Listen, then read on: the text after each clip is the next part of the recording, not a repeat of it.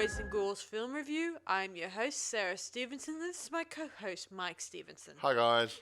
And tonight we'll be reviewing something a little different, and as we discussed in the past, we were looking at expanding our film criteria by reviewing tonight The Adventures of Robin Hood.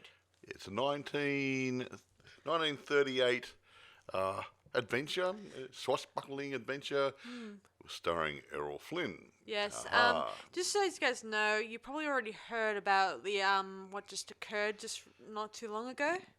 Yeah. Okay. Well, do you want me to say it? Yes, just okay. say it.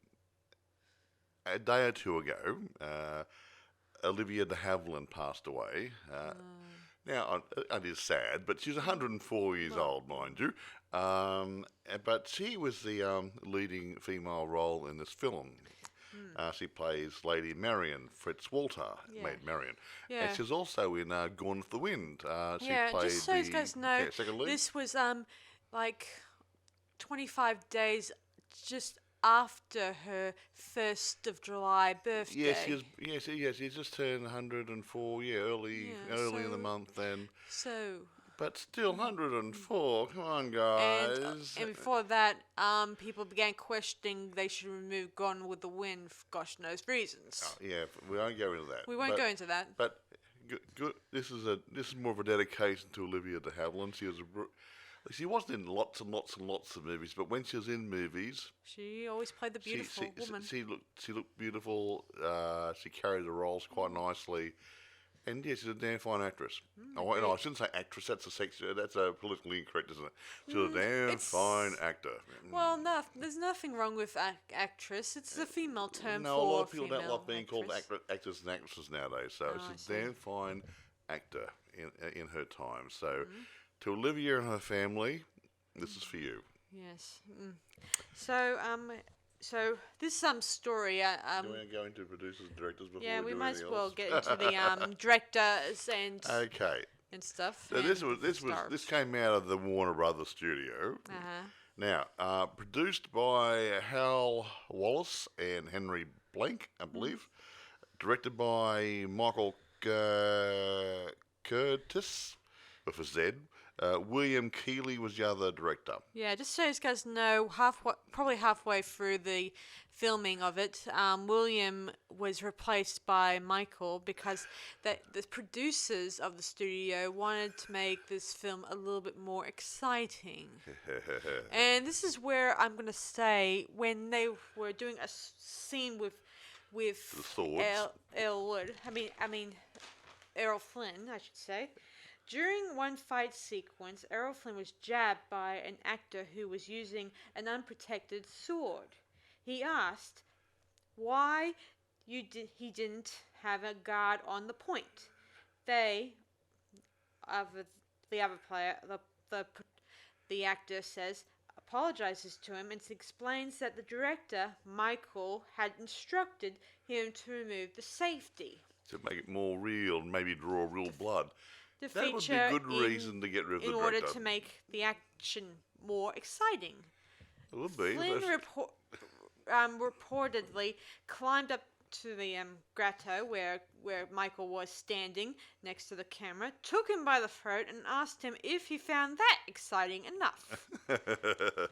Now you can see why this health and safety really matters in this film. You don't ruffle Errol Flynn's feathers. Yeah, well, it's not really... Michael and Errol didn't exactly get on for the streets to the wind in this production. Yeah. Anyway, irrespective, so a bit of goss there. Yeah. Despite how popular this movie has become over the years, and every time I do think of Robin Hood, I always go referring back to this one. This is the best Robin Hood movie. Oh, look, there's other good movies out there, but this is our favourite not because Errol Flynn's in it, but we just think the whole lot came together really good in this movie. Yeah, okay? There was they were gonna change the ending for it. They were gonna think of ending it just the way in the books would have explained how it ends, where Robin Hood dies from his wounds. Sad. But I'm kind of glad that it ended the way it did in the movie. Yeah, he's gonna get married to Maid Marian. Yeah, lucky and fella. And his Tim, his merry men got a pardon for all their hard efforts. From the king, no less. Yes. Now, I was going through the some of the stuff here. Yeah, now, go on. budget. Now, you say budget $2 million. Now that doesn't seem like a lot, but remember this was back in 1938. That was one of the highest budgets for any movies that Warner Brothers had done at that time. Mm-hmm. And the box office was $4 million. And people say, well, that's not a lot of money.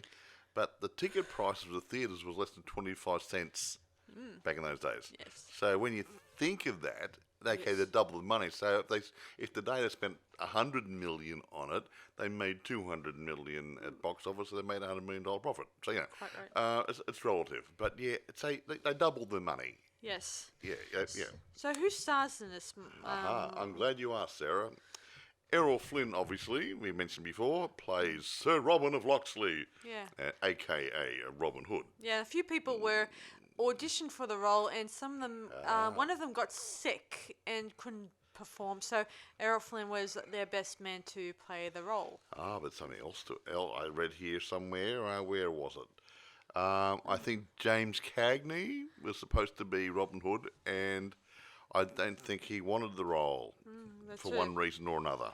Yeah, what a big mistake that was. Well, what's Jimmy Cagney, James? I can't see him playing that role. Yeah, neither. Cagney's a great actor, great gangster, good for dramas, good in even musicals. But I don't think he would have been Robin Hood. Yeah. Well, Anyway, irrespective. Olivia De Havilland, we mentioned before, she plays Lady Marian Fitzwalter, Maid Marian. Basil Rathbone, Guy of Gisbourne. Or the Sheriff of Nottingham, I don't know. No, he's Sir Guy of Gisbourne. Okay. Claude Rains played Prince John. Now, I've always liked Claude. Yeah, he's been in quite a few yeah, movies. well, Prince John itself, he was like in his 20s when he assumed the throne for Richard for a while. Well, Claude Rains but might have been actually, 22. Claude Rains was in his 68 years of age. He couldn't have been. Well, he was. Trust me, I looked it up. Are you sure? He didn't look that old. Yeah, well. Because after that, he did things like he was a fan of the opera, one of those versions of fan of the opera and other things. And, Yeah, well, he got Oh, well, look, irrespective. older. I don't know how old he was. Yeah, go but on. He didn't look that old. Claude was there. He won't go into too many other things there. Try mention I think Little John if you Little John, okay. Well, there's Little John. Little John was played by Alan Hale. Now, Alan's been around in all the movies over the years, so I won't go into them. Yeah, and incidentally, he starred in, what's the other Robin Hood we watched last night? The other one, I think it was something Sherwood, wasn't it?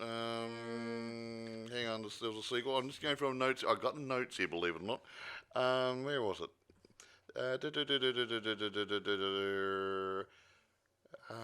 I've got had written down here somewhere. Never mind, but there was another movie made after this, and he played Little John a second time round. Yeah, it was in 1950. With John Derrick was playing, I think, the role of Robin Hood in that one. Well, actually, the son of Robin Hood. The son of Robin Hood. Yeah, the main role. Yeah, that's what I meant. He was the new Robin Hood. Yeah, well, it kind of fits in, and it had the good continuing there because at the end of this Robin Hood, Little John was exiled to gosh knows where. And then I think Little... Who? Prince John. Prince John. And then when King Richard passed away, he came back and tried to assume the throne again. He did. Assuming that everyone wants him. All the naughty things happening again in the old countryside and tax the crap out of everybody and all those other good things. There. But anyway, irrespective, and that's enough of the cast. I don't think everybody. Yes. I mean, I could go on and on and on. Actually, I will mention one or two other things. The Sheriff of Nottingham was played by Melville Cooper. I liked him. He was he took that persona of the sheriff and made him a real wimp, and it came over quite nicely. Yeah, he was all... I'm a brave man, but I'm hiding him behind everybody else, that sort of stuff. Yeah, throughout this movie you see him keeps on going on about how he will be able to attack Robin with his sword and his all that stuff, but he doesn't get so much as near him. He doesn't ruffle a feather, no. Yes. Anyway, irrespective. Now, I will say this before Sarah starts going on over the plot. The Adventures of Robin Hood was acclaimed by critics since its release. In 1995, it was deemed culturally, historically, and aesthetically significant by the United States Library of Congress and selected for preservation by the National Film Registry. This is one of the reasons why we think it's a good movie, because they think so, and they sort of agree with us, which is good. Yes, so I'll tell you guys brief the plot of it, if I can. You may. So it starts off with King Richard gone away. He's somehow gets imprisoned, and everyone is worried about him being imprisoned, meaning they have to collect money to pay for the ransom. Yeah. But Prince John is not feeling obligated to do this. He's going to collect the money and keep it for himself. Yes. And hopefully his brother doesn't come back from holidays. Yeah. So out of the way, he comes to England, comes to Nottingham, and takes whatever he wants. Takes livestock, food, and people who were landlords or land owners were placed into prison. Yeah, it's really funny. I've always wondered or about into that. slavery. No, you think about it. You can't pay taxes, so instead of trying to get more money out of them progressively, they'll either kill them or lock them up, or you don't get any. You cannot get any money out of a dead person. I think we were discussing it that some of the guys were going to, in another movie, they were going to be sent to jail until they were paid the taxes. But how could you do that if you can't go to work? Yeah, you can't get any meaningful employment in the jail, can you, folks? No, not really, unless someone obligatorily pays you outside of the prison. Which I doubt. For what? I don't know. Can you bring my laundry to your window and you can do the laundry in there? No, it's not going to happen. So anyway, one day, Guy of Gisbourne, is out, doing his rotten business, and he sees Much, the miller, who killed a deer in the forest. And the rule is there that you cannot kill a deer because they belong to the king. Yes. And I think it's a stupid rule. Well, it's a king's forest. Exactly. And he owns the birds. He owns the deers. He owns the grasshoppers. He owns the frogs. He owns the termites. Whatever. Well, it's just the deers that they're protected by the king and whatever, and they were gonna punish Much, but luckily, Robin Hood appears with Will Scarlet. And of course, Robin Hood steps in and tells them that he killed the deer and this man was his servant. Yes. So they said Robin wanted to probably give Guy of Gisbourne a lesson in shooting him in the chest again. Yeah. But luckily, Guy and his men run off like cowards. He who fights and runs away lives to fight another day. Yes, and of course, Much thanks Robin Hood and says he's his man, all that stuff. I will be your servant, my lord. No, Yes. That's the stuff, yeah. Yeah, so later that night... Major sucker. No, yeah, right. so later that night, Prince John, Sir Guy of Gisbourne, and Maid Marian are having a nice, good banquet of sorts. Having a few friends over, Yeah, having a few friends, talking about Robin Hood, about their plans and stuff like that. He's a very naughty boy. Yes. Guess who comes knocking at the door? What we think? Robin Hood. Yes. Tat. Yes. Anyone calling? No, and of course he's carrying the carcass of the dead deer. See, he's bringing it home to the Prince John. See? Or to prove something. Which I think is a bit really bad. Actually, in the Robin Hood Man in Tights, he brought this pig. He says, "That's a crashing boar." No, this is a pig. He's a crashing boar. No, he says that's a wild boar. Wild boar. Yes, wild boar. No, that's not. That's a pig. He's a wild boar. Yes. Funny. So it was taken from there. Gosh knows reason. They borrowed it. Yes. Good old Mel Brooks. Mel Brooks is brilliant.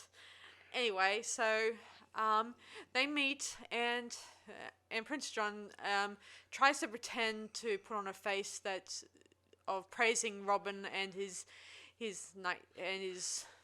behaviour. Yeah, he admires his prowess of the bow and how he's a bit of a rogue, but a lovable rogue and everything else like that. Yes, and he introduces him to Maid Marian or Lady Marian, I think. Maid Marian. Well, she was a Maid Marian. Okay. Made in Jewett. No. Yeah, so anyway, she's not impressed with his behaviour and doesn't like his He's a roguish ruffian. behaviour. He's a ruffian. Yes.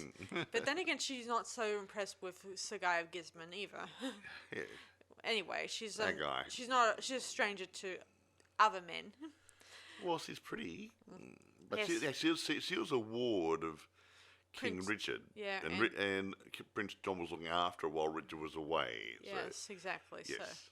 So anyway, Prince John invites Prince Robin Hood to sit around and they have some of their food with him. Yeah, chew the fat, Chew the have fat an ale. and talk about wine.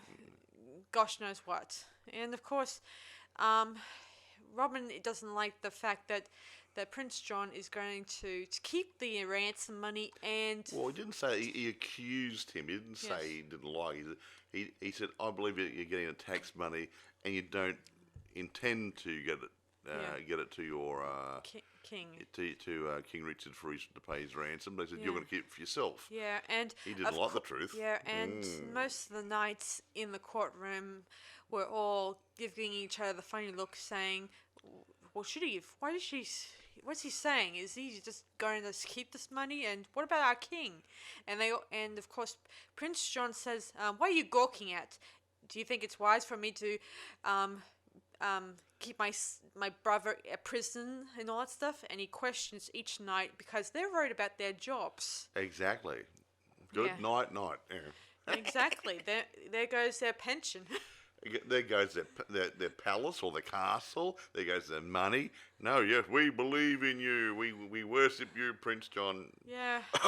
Bullshit. Of course, Robin, of course, calls him a traitor and all that stuff, and doesn't like the knights being traitors to their own king. So he says, "From this night forward, I am going to use all my resources to fight against you." And of course, Sir Guy of Gisbourne gets his men to spear his chair, and then the fight is on, and it's a really great fight scene. Yeah, not a bad fight sector. It's time. Yeah. And of course, eventually, Robin gets the upper hand, and he gets out. And I love this bit where he tells the guards at the door that there's a traitor inside trying to escape. Quick, shut the door. After he ran out the door. Yes. Not a good And news. of course, him, Will, and March, they get onto their horse and ride away. And while the knights are trying to secure the door. Yeah. And of course, so Guy comes to the door and they try to open the door while the knights on the other end are trying to keep the door closed. And eventually he comes out and gives them a whack around their ears, telling them, where is this? Where did he go? He went that way. Hey, why do they always go that way? Why don't they go this way?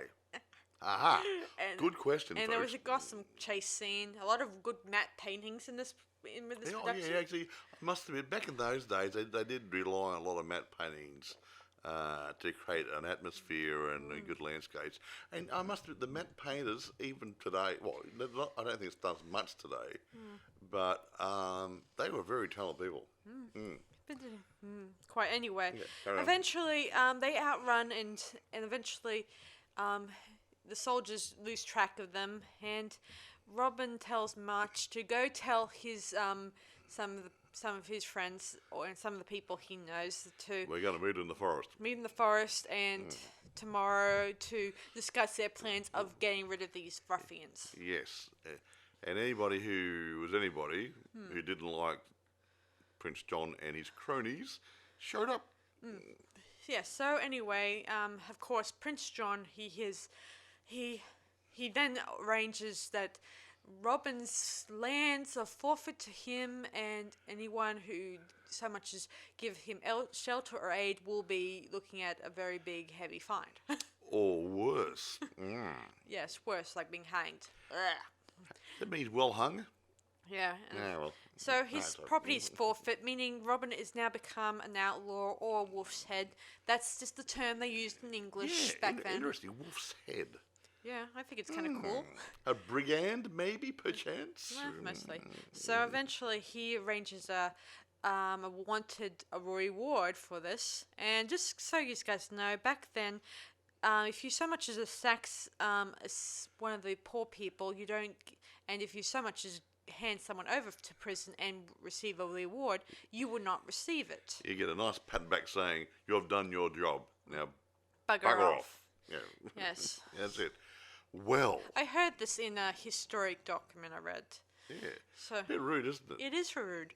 So anyway, next morning, Robin and Will are going for the forest. Will's complaining about the night, just night before, saying he couldn't sleep because of the horrible noises at night. And Robin saying, "Oh, it's so peaceful out here." You know? Yeah, and he complained about an owl hooting in his ear all night. And Robin saying, "Oh, the noise of the forest, so relaxing." Yeah. Yeah. I was laying on an acorn or a rock, that sort of stuff. Yes. Moan, Moan. bloody whinging poms. I don't know. No, sorry, I don't was be joking. rude. Joking. There's plenty of friends. There might be some English people listening. I was only joking. I have plenty of friends who are English, and I don't mind, and I love them. I was joking. Every one I of was them. joking, guys. Please. And eventually, Robin meets Little John, or John Little, considering. Yeah, his name was John Little. Yes. So, and they have that famous quarterstaff fight on the bridge. But Daffy Duck used a buck and a quarter staff when he did his. Yes, I knew you would say that.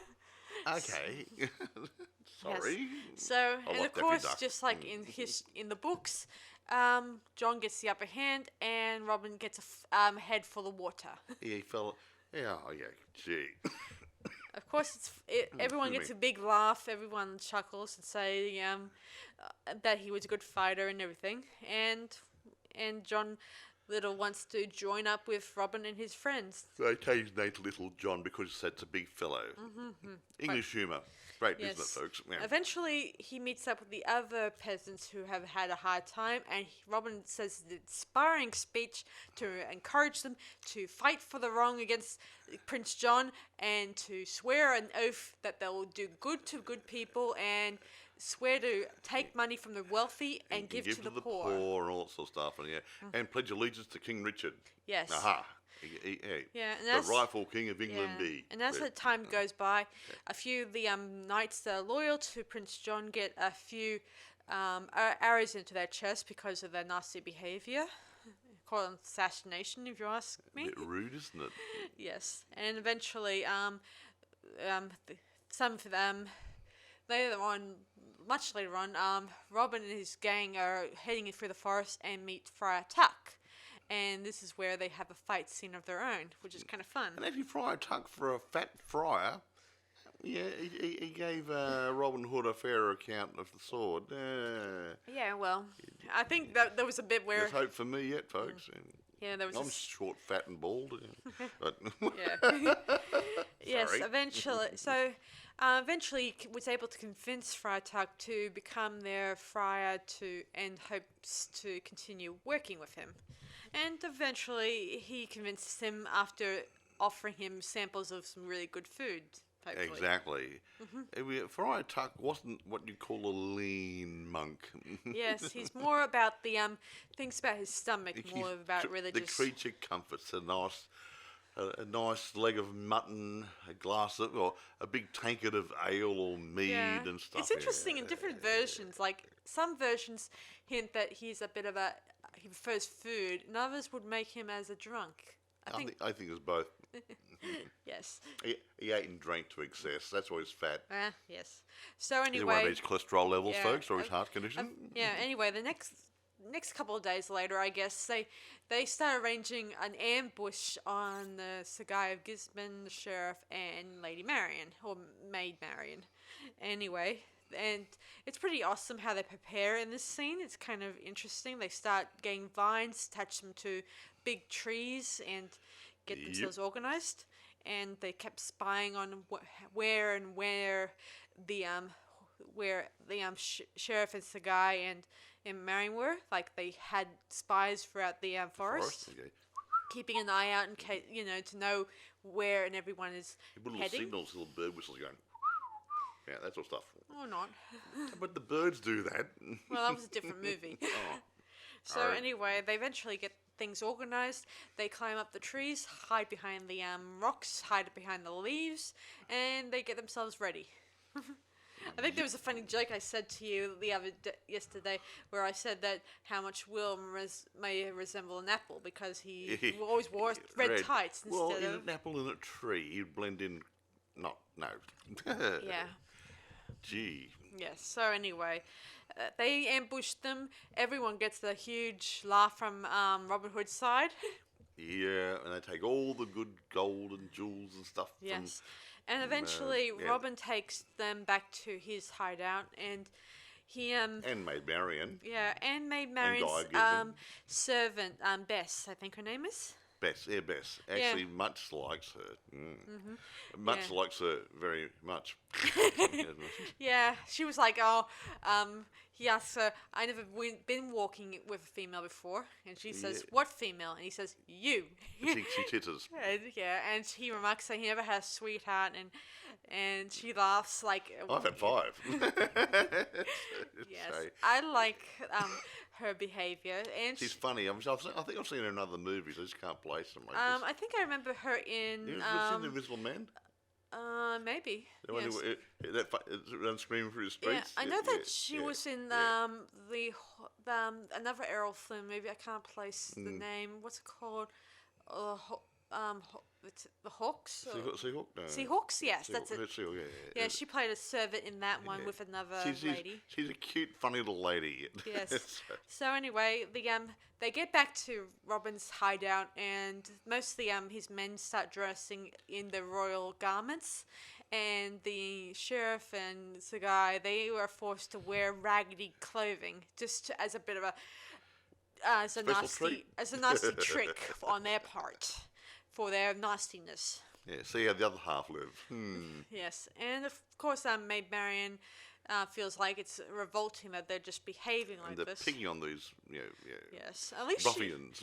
it could be a lot worse. They could have been taking her garments and giving it to a poor lady. Well, I was going to say take her garments, so it would have been X-rated probably. Good point. Good point. Yes. But luckily, Robin Hood. But it wasn't about her. Yeah. Yeah. But I think Robin Hood, he made it now. And what's the allowances by not treating her Well, he picking on the naughty people. She's not naughty. She's just misunderstood. she didn't understand. Yeah. Eventually, the chef comes out and says, "To the tables, everybody! Stuff yourselves." I could actually say something about getting stuffed here, but I won't say that because people might get the wrong impression. I just think Anyway. I think it's just funny, especially for those who may be thinking this is a funny. Well, they had a bit of humour thrown in. Yeah. And the food is pretty much interesting. It's all, I gotta admit, I never seen food like this. Like, well, maybe except if it was cut up for me, obviously. No, you have whole chickens on plates and stuff, and a whole deer and a whole pig like and stuff. a whole bit of mutton. You got a whole leg of mutton thrown in plate. Oh, gee. And for some of you who don't know what mutton is, because I don't know if that's a common term all over the world. Mutton is old sheep. I see. Yeah. So you got lamb, you got mutton, which is older sheep. So mutton, So that when you say leg of mutton, it's old sheep. Yeah. So At first, Maid Marian doesn't refuse the food being offered to her, but she was a bit picky. But she then, while Robin is not looking, starts nibbling on her food, and of course he looks at her and she puts it down, and he just chuckles that she's eating.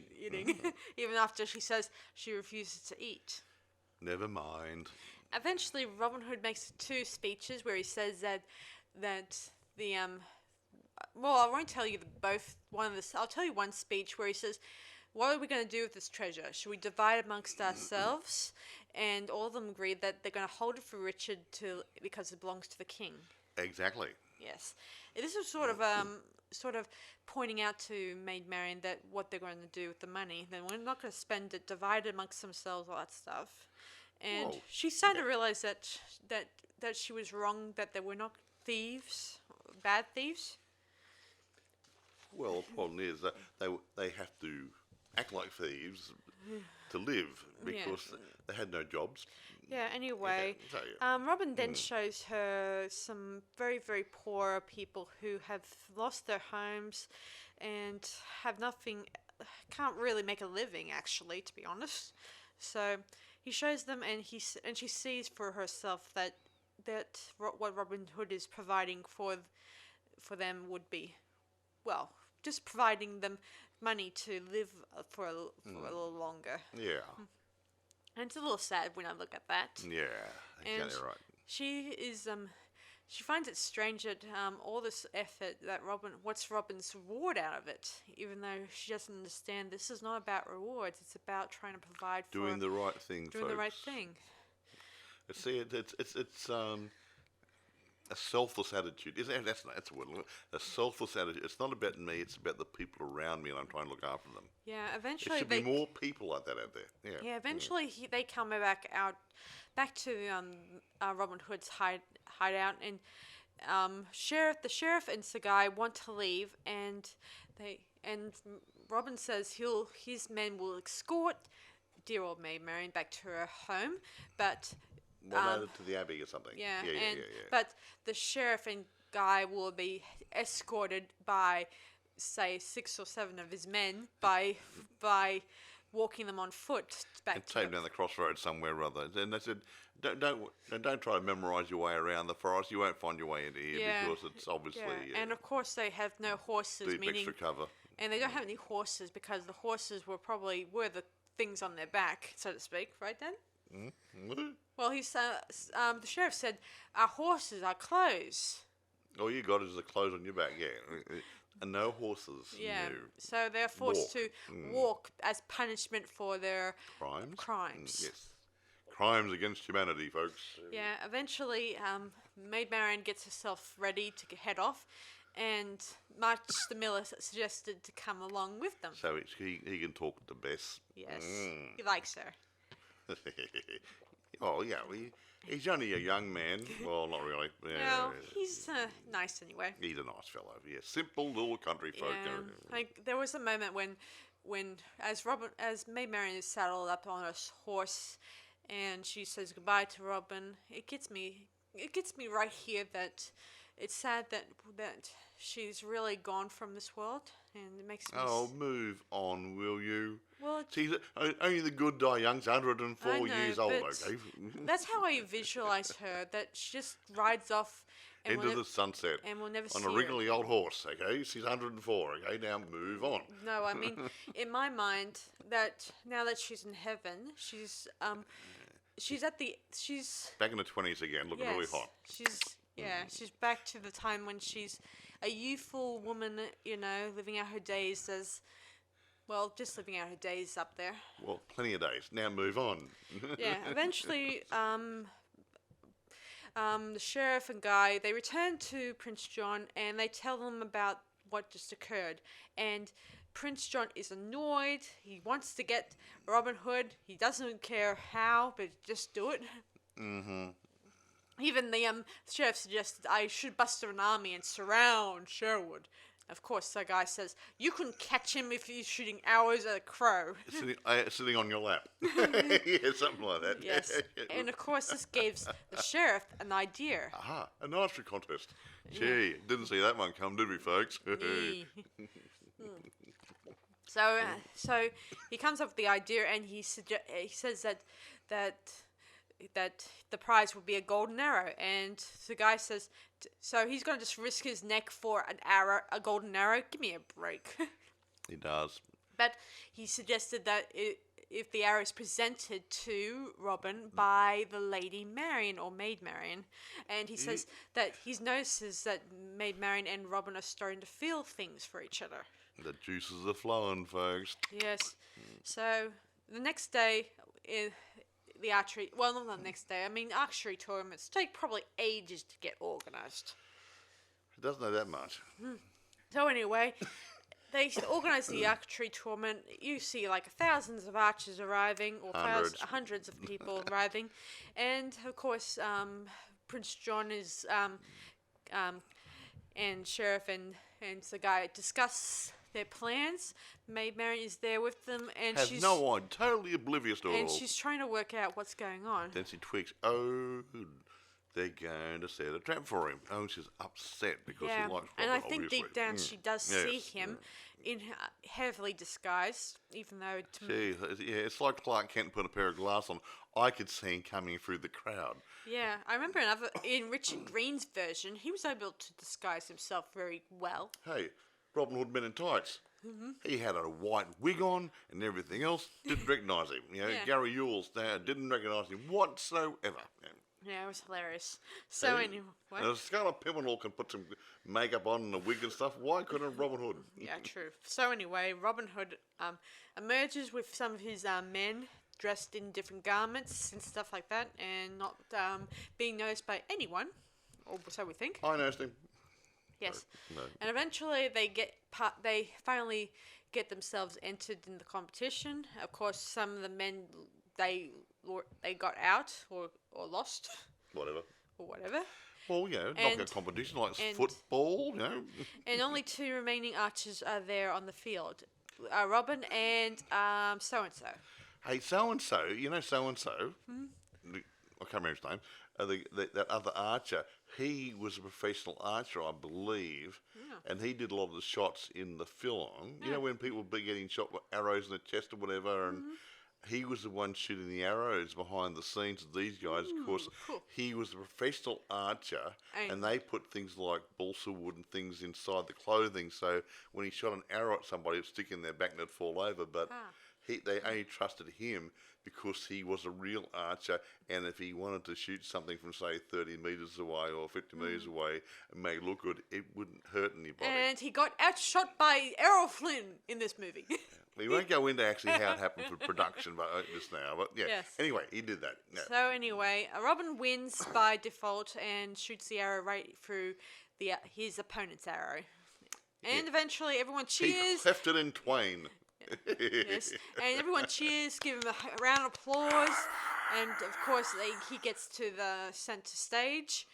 And Here's your sword. Here's your arrow. yeah, and of course the guy says, "Why didn't you shoot a black arrow, a black feathered arrow?" And he says, and Errol says, "That's my last what did he He use?" said he says that for work. Yeah.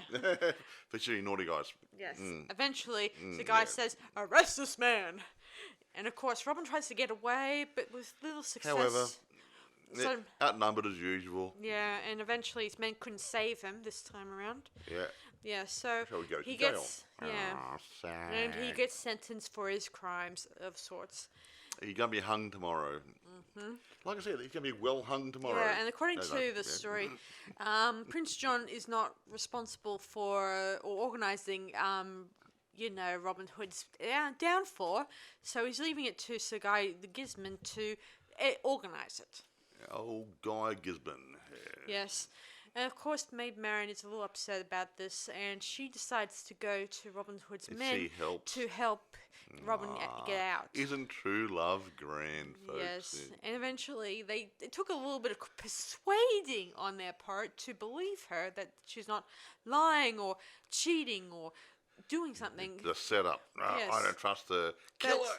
But eventually, Friar Tuck was able to see through her, and say that she was not doing anything wrong. Yes. So, Yes. yes. So, anyway, irrespective. So Maid Marian was able to convince them a way to get themselves And inside she the helped. castle. And she helped. Yes, I imagine the same way she got out of the castle on her own too, to avoid detection. The fire rigs at the back. No. Yes. So eventually, the next morning, everyone is there and they await Robin Hood's horrible execution. However, all his men are hiding in plain sight wearing costumes and waiting for the signal, or waiting for it to get started. and what happened? Well, for starters, some of his men pull out their bows and start hammering them into the guards. That's a great retirement plan, isn't it? Yeah, and eventually Robin Hood this time finally jumps onto a horse and is able to escape. And in this, Giddy up, pussy. yes, That's right. eventually, later that night, or maybe later that night, he comes calling on Maid Marian and to say how much he appreciates the gesture of helping him escape. Yes. Yes, and they have a most romantic moment that I love most of all in this movie. And she admits that she does like him, and it's so romantic. She got the hots for him, guys. Yes, and she says that she'll stay there and be able to be of help by watching any activity there. And let him know what's going on. Yes. quite See, handy. she's chosen the right thing to do. Yeah, Aha. and of course Robin proposes to her, to be his eventually. He even says, "Wouldn't you come with me?" Meaning, be with me and all that stuff. Don't stay with these Norman creeps. But she says that she can do a lot more better work staying at the castle and yes. getting information. And she does. Yes, at the point of her death. Yep. Yes, eventually. She gets caught. Yeah, Yes. yeah. Yeah, but that's too far ahead of as per usual. They were irrespective. So Robin Hood eventually leaves, and for the following day or week or whatever, it doesn't matter. There's no time. Hollywood, there's no time frame. Yes, we see. We come to an inn, and or motel, if you will. An inn. Yes, and we see some strange hooded Hooded men. guys, like monks or something Yeah, like that, yeah. and they're all sitting down for tea or dinner. Having a bit of a huddle around the food. And of course, they hear the Bishop of, I don't know. The Black Cannons. Yeah, he comes there. He's annoyed. He says he got robbed by Robin Hood and his men, of sorts. Yeah. And one of the hooded men there says, "Robin Hood again, sire." And that was a big mistake. And it's priest guy to say, And Bishop whatever heard the word sire. Ooh. Yeah, and you would have thought that at least the wealthy would know what the king looked like. I mean, it doesn't take a hood to disguise yourself. Well, if you were looking away from someone who got a hood over your head and you can't see the clothing or the head or the coloration, he could have been black, white, sorry, I'm sorry, I'm politically not correct, but I'm just saying, he could be black, white, Chinese, anything. You wouldn't know with all the clothes on and stuff. I'm even wearing a hood myself. Would you recognise me? He could go into a liquor store and rob one right now and no one would know who she was. Yes. So anyway, the bishop heads off, even though he says he's going to stay the night and tend to the horses to avoid any more attacks. But he now found out the news that maybe Richard is in England. Yes. Which means he must go directly to Prince John and and tell the squeal. news. Mm-hmm. So, but dear old King Richard, who's there, he seems to see through this act and knows that they're in danger. So they get on the road. So he gets some of his men to wear some black sackcloth and ashes, black cloaks, to make them look like monks. Yeah. Yeah, so they head back out to the of the inn. I don't know how.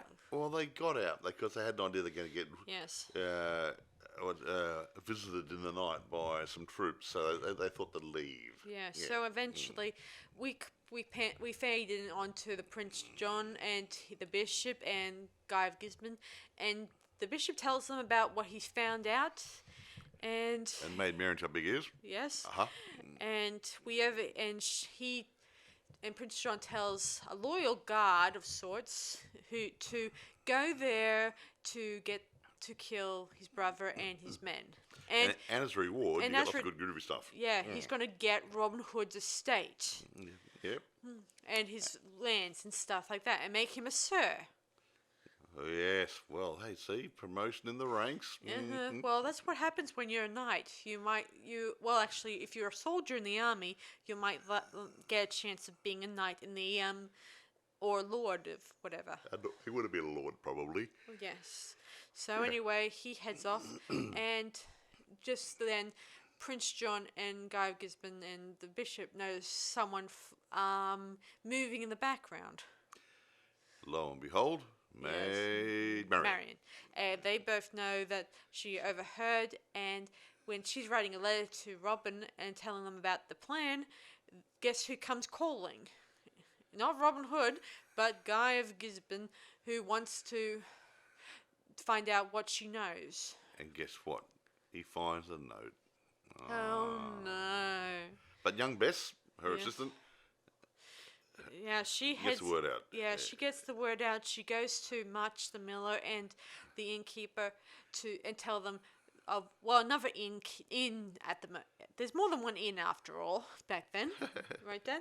Well, probably got a couple hanging around. Yeah, They here had the and there. favourite one, you know. Yeah, this inn is sort of a meeting place for Robin and his friends to hang out and Do stuff. you think the officials would find out about it and say that's the one they hang out at? Yes, very true. So anyway, Army intelligence. March not- kind of what's the word tries to what's the word for distract that's The other guy. yeah, just He tried to delay the other guy. oh yeah, so he could- delay him. Yeah, he's going to get the message out and do something or kill King Richard or Yeah, whatever. so and he yeah. delays him, and I guess he killed and puts him out of the way. Yes. Yes.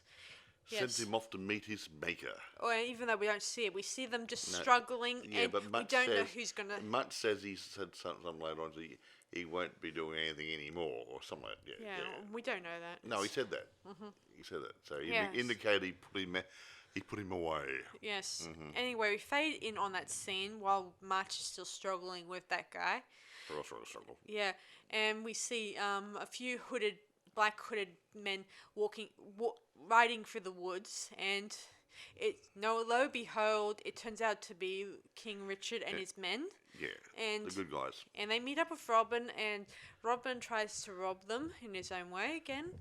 But this time, King Richard admits that he doesn't have very much money on him, and that money goes to the king, Richard. Yeah.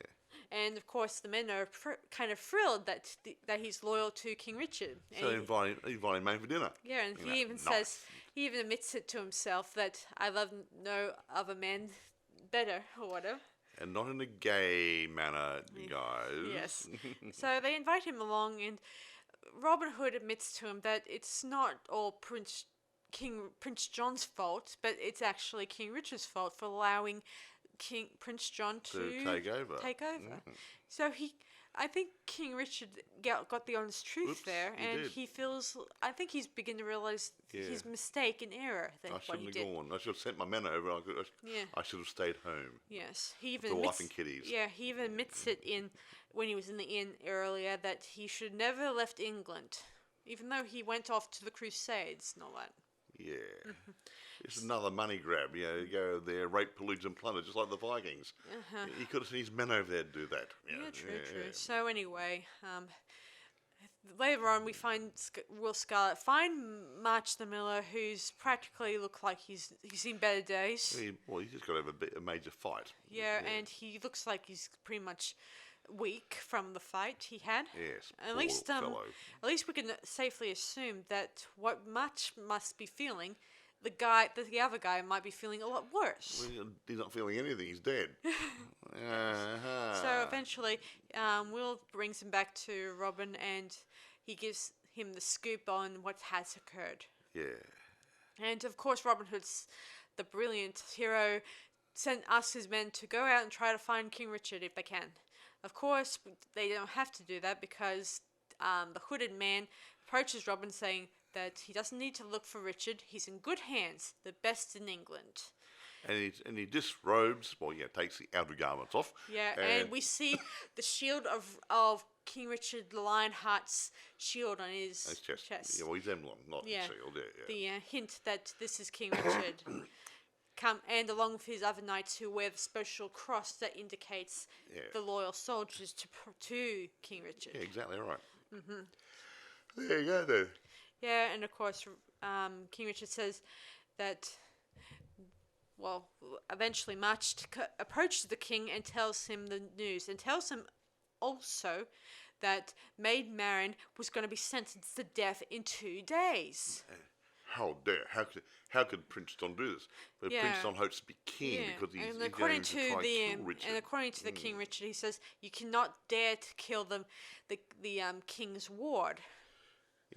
Once the king's dead, he can. Yeah, And that was the idea of that guy that Mutt's beat up. He was going to kill King Richard if he found him.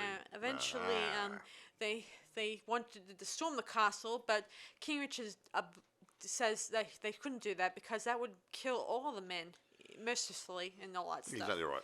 So Robin comes up with an alternative plan. Exactly. He's pretty clever that way. Yes, they eventually go to the Black Bishop, whatever his name is. Yeah. And the following day, they dress up in black, identical monk uniforms. Yeah, the habits. Yeah, the monk's robes. Yeah, yeah. And escort the bishop to the coronation. Yeah, see, Prince John thinks that I'm going to be King John very shortly, and all these bishops and everything came from the monastery or whatever you want to call it. Yes. And they go, we're going to be here, we're going to be part of the celebrations, Yes. not on your life. And this is where I refer back to this music a lot when they do the trumpet bit. It makes me think of John Williams' music a lot. I mean, I wouldn't be surprised most of the music in this may have inspired him. To be a movie writer, Or a musical score writer. composer. Yeah, composer. Yeah, And I read somewhere this composer, he actually won a musical score award, and this is the first time a composer ever got an award for his hard music. It shouldn't be the last time. These guys make the movies. Yeah, it's usually the head person of the music department who gets it, but it's nice that the composer got something out of it. Yes. Yes. So anyway, the monks enter. Everyone is ready for the coronation. The bishop approaches the king, says some interesting words, tells him that he just supposed his brother, Richard the Lionheart of England, and of course Prince John says, Richard no longer exists. From now on, I am Regent of England. And of course, he's not. Of course, Richard unrobes himself and says, premature brother. And everyone is freaking out, saying that King Richard's alive and well and all that. Yes. And eventually, Robin disrobes and he shouts, "Let's get them!" Yeah. And they all disrobe and they start attacking the knights and the when soldiers. Sarah says disrobed, you just means the outer garments are not running around naked. Okay. Yeah, meaning just the black monk clothing. They get out of the habit. Sorry. Yeah, so they begin to fight the knights. March I like in the most of these scenes because he's not very well. He's still unwell, and he uses the most extraordinary maneuvers in this movie. And he bangs a few guys in the head. Yeah, he uses club thing, very big table and throws it on over the side and crushes probably both the knights as well as some of the Robin Hood's men. No, he didn't. He threw it on the naughty guys. He's a good aim. And eventually he climbs.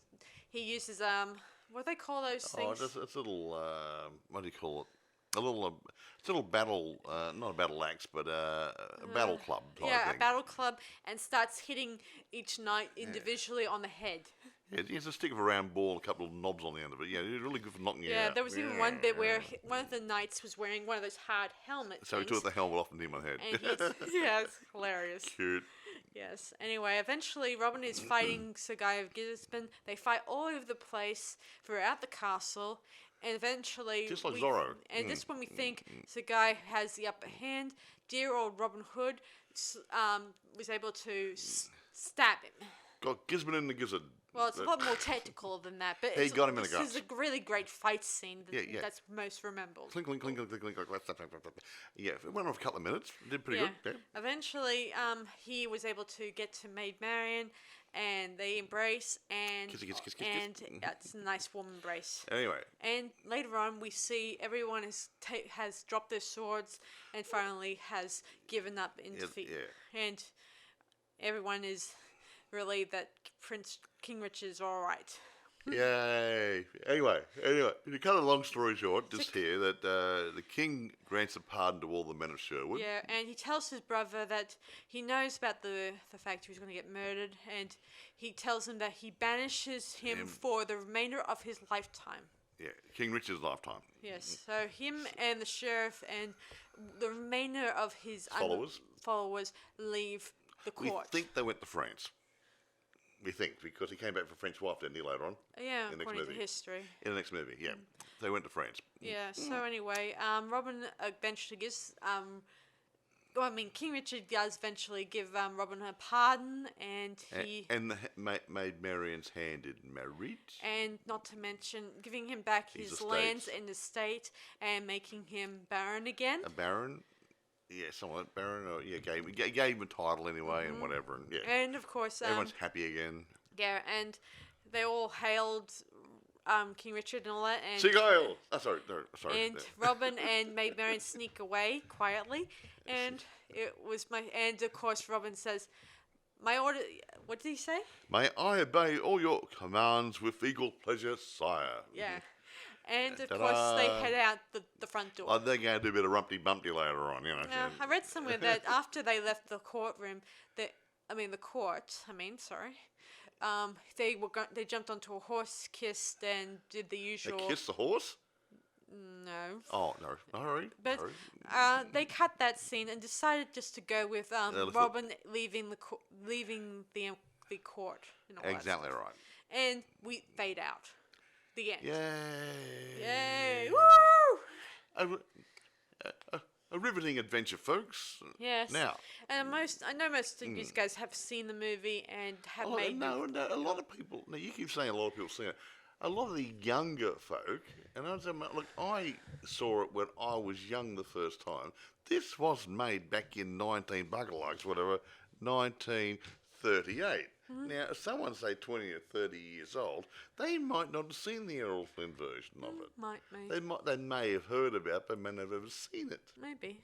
Anyway, Alf. So you're presuming. Yeah, I guess you may be right. I Yes. mean, That's why we're doing these reviews. Yeah, when I first ever watched this version, the first time I watched a Robin Hood was when I watched the Disney version of the cartoon Robin Hood. Yeah, the foxes and bears. Yeah.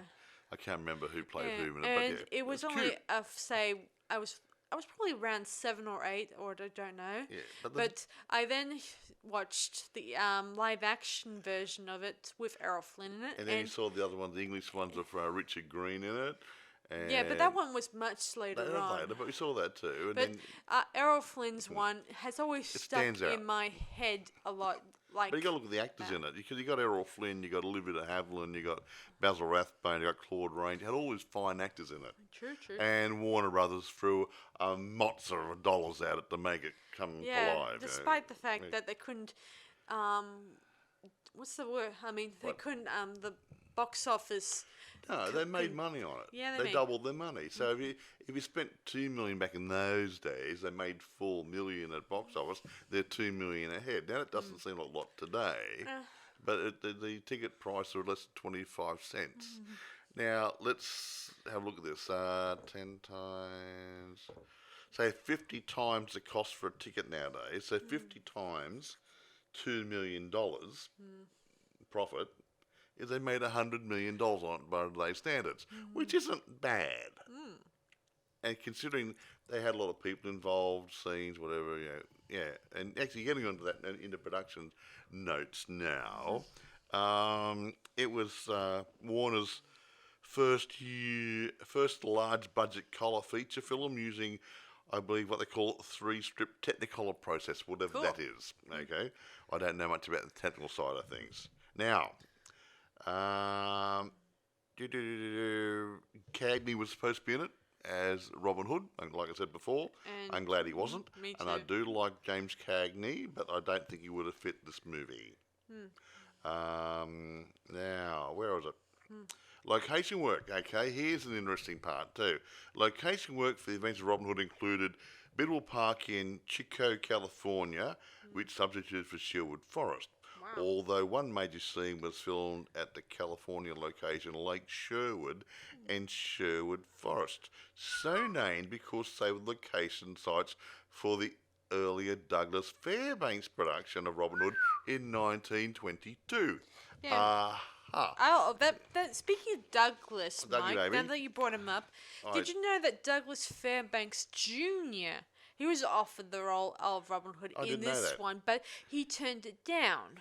That's another Robin Hood that refuses to play in this role. So we're kind of thankful that the studio picked Errol Flynn eventually, which is a bit of a relief for all our parts. Because he was a swashbuckler of the 1930s. Douglas Fairbanks, he was brilliant. Well, And his 1920s, I mean. His son did something, didn't he? And we're lucky that Errol Flynn came on board, and he was the swashbuckler of his time too. And he did a lot of his own stunts too. He didn't clever. get a stuntman to do his. He did a lot of sword fighting, different things and whatever. Yeah. He did his own stuff It's because luckily he he didn't. could. It's luckily he didn't impale Michael with his sword. Now here's something else. I think I mentioned a bit before. Stuntmen and bit players padded with balsa wood on protective metal plates were paid $150 back in those days, I believe, per arrow being shot at them by the professional archer Howard Hill. Yeah, I think you mentioned that. Yeah, I did mention, but I got some notes here. Now, Hill, although listed as the archer captain defeated by Robin, was cast as Elwyn the Welshman, an archer seen shooting at Robin in his escape from Nottingham Castle, and later defeated by Robin at the Archery Tournament. He got around a bit. Yeah, I mean, he had to do it more than once. Well, I need somebody who knew how to use a bow. So, hey. So, Quite different from what people would use nowadays when you think about it. Yeah, but they can do computer-generated things and whatever and blah, blah, blah. This guy's a real archer, and he ran it really happened, noticing real arrows to these people who were protected. Yeah, would you stand in front of someone shooting arrows for a few bucks? I'd really have to think twice about it myself. Yeah, another thing about this film, according to Rotten Tomato, as we often talk about, this film was rated 1,000%. What was it? From after 6 critiques reviewing it. Wow. So this has got the highest rate. That's a change. It's a bit of relief. No, it got a lot of positive reviews, as far as I'm aware. Everyone loved it. I mean, it was also a creature of its time because it was one of the first ones of that size of production. It had a lot of people thrown in it. Technicolor. It was a lot of good actors in it. Yeah, I mean, a good storyline, good directorship, everything. It came together like a Cecil B. DeMille job. It was really good. Well polished. Well, yeah, excellent. Yeah, the end product was excellent, and that's why people like it so much. It rang true. Yeah, just another thing about this. This is the second time Errol Flynn and Basil Rathbone's crossed swords. Literally. The first being in the movie is called Captain Blood, that was made in 1935. That's right, Captain Blood. Yeah. So this is not the first time they fought in the movie. Kind of cool when I think about it. Yeah. No, actually, I got my notes here on Rotten Tomatoes too. Yeah, I mean, it says something like Rotten Tomatoes reports 100% of the critics gave the film a positive rating based on 46 reviews, with an average of 8.94 out of 10. That's pretty high. Yeah. The film's been among their list. I wonder how you can rate it, especially when a movie that. What do you mean? Well, apart from I don't know what the reviews they would have given it years ago, but I keep wondering, how can they assume that it was going to be. Since Rotten Tomatoes is on, you can do it now and rate it. Okay. Yeah, just. It wasn't rated back then by Rotten Tomatoes. Rotten Tomatoes wasn't alive, wasn't even born. It wasn't even a twinkle in its father's eye. Yeah? Yes. It wasn't born yet. So as I said before to you guys, as I said to you guys, they did a sequel that was made in 1950. I'm not sure if it's a sequel, but it's just another standalone. But What's this? The other one? That one we were discussing the earlier. Rogues of Sherwood or something. Yeah, the Rogues of Sherwood. Yeah, That's it wasn't a sequel. It was more of a reboot, maybe. A reboot or standalone. It was about his son. Yeah, standalone reboot, but whatever. It does have a lot of similar. It does focus on the last scenes from Errol Flynn's one, where we know that Prince John was exiled from the Nottingham in England and everything. Yeah. And in this one, he mentions that in that movie he mentions how Robin Hood made him and his life a misery. Well, he didn't look too sad when he came back. No. Yeah, well. Well, he wasn't too thrilled that he was going to kill him on the first at the opening. Well, he was. That would have been a very short movie, hey? Yes. But anyway, John Derrick played Robin Hood's son. Yeah, and you may not know. He was in Charlton Heston's Ten Commandments? Ten Commandments. Yeah, he played... Cecil Cecil B. DeMille's DeMille's movie. version. Of Chucky in it. Good old Chucky Heston. He played Joshua the Stonecutter, who became Moses' Right-hand man. right-hand man. Yeah, And his next and his next leader. leader. And he was a fighter. Wasn't he? Yeah, the army leader He as was well. a soldier and probably a general. In the army, and he took over the leading the people when Moses passed away, or whatever. Yeah. Yeah. Mm. If you read the Bible and all that stuff. Well, I'm looking at the movie. Yeah. So anyway, it's an awesome movie, and if those of you guys haven't seen it, I highly recommend it. Yeah, I mean, a lot of the older guys like me probably would have seen it years ago. It is worth another look. But you young guys, ladies included, if you don't mind the odd adventure movie, look, it's... How do you put it? No, if you're not into old movies, it's about time you had a look, because some of these old movies inspired the new guys to do the same sort of thing. But this is where they actually started from. It's like in music. It had to start somewhere. There's nothing wrong with the old music. Because the old music, that I could go on for hours about music, but the older music spurred on the new music styles. And we learnt from these old guys. So same with movies. So you give them a go and have a look, because the directorship, productions, everything were really good. And it's not all CGI. It's all really done the hard way, hand, wet film. And don't do what Michael did in the movie by taking off the safety in a movie and in order to hurt your actor. Yeah. Well, if anything else, I would not. I know I like giving the impression of surprise to an actor. That'd be a surprise. But I would not want to cause harm to them. We're going to have a funeral in this movie. What? Yours? Oh, okay. Not unless they're prepared. Anyway. When you think about it. Let's don't dwell on that one. I know, but he should have not have done so many risks. What if the actor got hurt? That is stupid. I mean, he could have killed the actor. And if you're halfway through the film and you kill the actor, then you got to go there and you got to reshoot all his scenes again. Yeah. And they just it's just like when they did The Crow with Brandon Lee. I told you guys about. Yes. Where the guys they made, I don't know if you've heard about it, but the guys who were organizing the special blanks for the guns. One of them was they decided to make a homemade blank thing, but somehow something went wrong and it killed Brandon Lee. I'll explain a bit more. I mean, everyone thinks, blanks are fine, they won't hurt you. Yes, they will. So a blank bullet has powder in it the same way as an ordinary bullet does. To make it bang, you need the gunpowder. Maybe not quite as much as a real bullet. Right. However, there's also a wadding in the front of the bullet to hold it all together, to make it go bang. If you get close enough to somebody for a blank, you can kill them. Right. So, firstly, folks, no, do not believe blanks are safe. Actually, here in Australia a couple of years ago, they used one on stage and someone got shot with a gun with a blank in it, and the blank killed somebody on stage. They will kill people. So if you got blanks, you're doing a production or doing your own little thing or whatever, playing around, do not trust blanks. Yeah. They aren't blanks. It's not a starting pistol.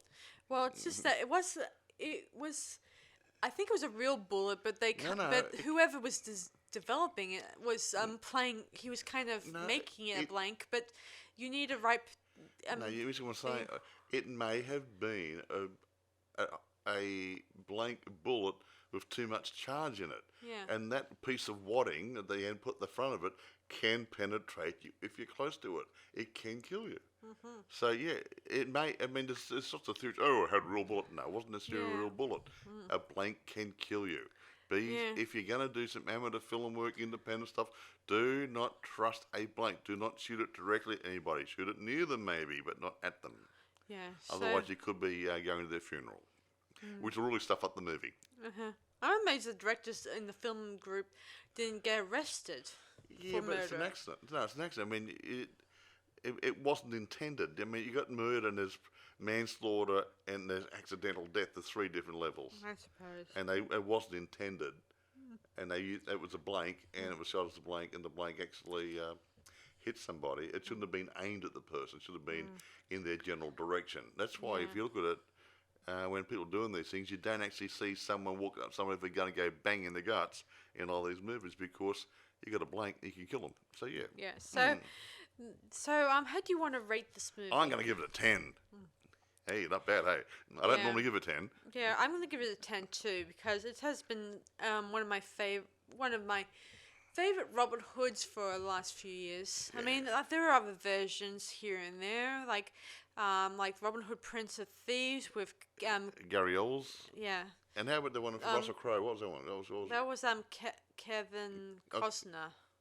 No, that's Prince of Thieves. What? Yeah, that's Robin Hood Prince of Thieves, Kevin Costner. Yeah, that's the other one that had Russell Crowe on it. That was just Robin Hood. Oh, the Robin. Yeah. So there's at least 3 others we can think of. Anyway, that one that I just said that was called Robin Hood Prince of Thieves was done by Kevin Costner. I know that. Yeah, I know Kevin. Yeah, you got the wrong name there. No, I was thinking about the other one. I couldn't remember the name. Yeah, but I know the Russell. I like the Russell Crowe one. It gave a different lean on it. Yeah, they also made a few TV ones. One was done by Sean Connery's son, Jason Connery, I think. Oh, you're telling me the story. And that was a good one, but I guess it didn't really shine much when I think about that movie. I mean, I didn't like the fact that they killed off one of the Robin Hoods in that movie. Bit rude. I mean, not the movie, I mean TV show, sorry. Yeah. How rude.